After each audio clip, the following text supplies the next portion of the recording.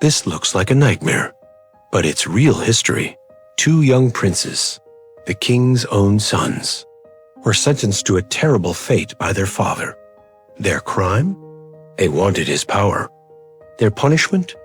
He had them crippled for life, and then set them adrift on a river to die. This is the story of a king's brutal revenge, and a famous painting that shows us what happened. Our story starts in the year 673 AD, in the kingdom of the Franks, modern-day France.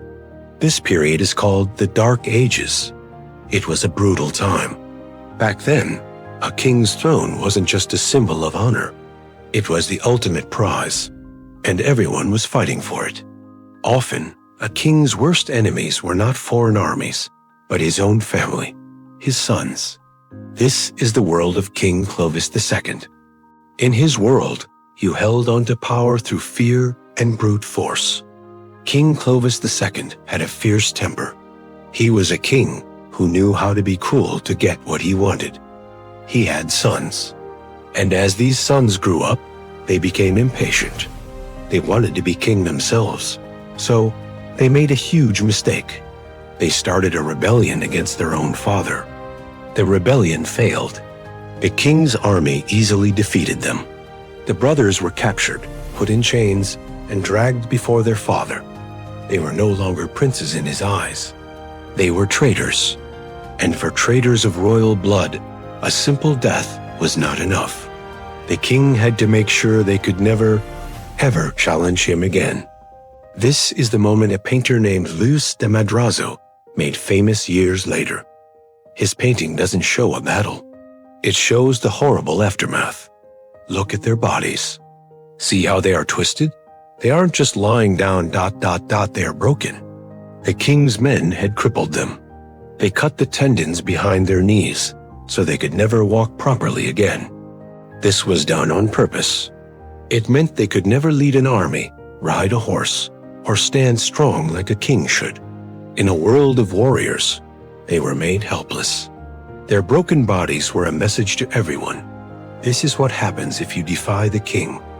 Now, look at their faces. One brother covers his face, lost in despair.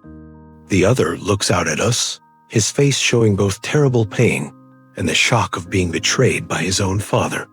This painting shows us they weren't just princes. They were sons destroyed by their dad.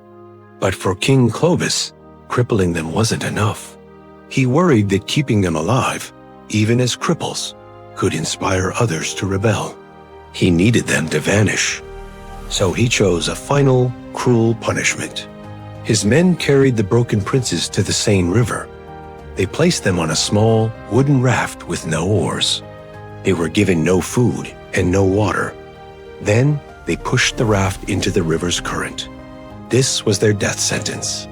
They would float away, dying slowly from hunger, thirst, or by drowning. The river that gave life to the kingdom became their grave. You might wonder if this story is true. The truth is, this kind of brutality was common in those days. Another queen, Brunhilde, did the exact same thing to her own family. The story of Clovis's sons fits a pattern. It was a family business built on fear, where power was more important than love. So what happened in the end? King Clovis II died a year later, in 675 AD. His throne passed to his other sons. The two brothers on the raft were never seen again. Their names are lost to history. But we remember their story because of this painting. The painting is an artist's idea of the event, not a photograph. But it captures the true spirit of that dark time. The road to power was built on betrayal, and the crown was stained with family blood. It makes us ask one final question.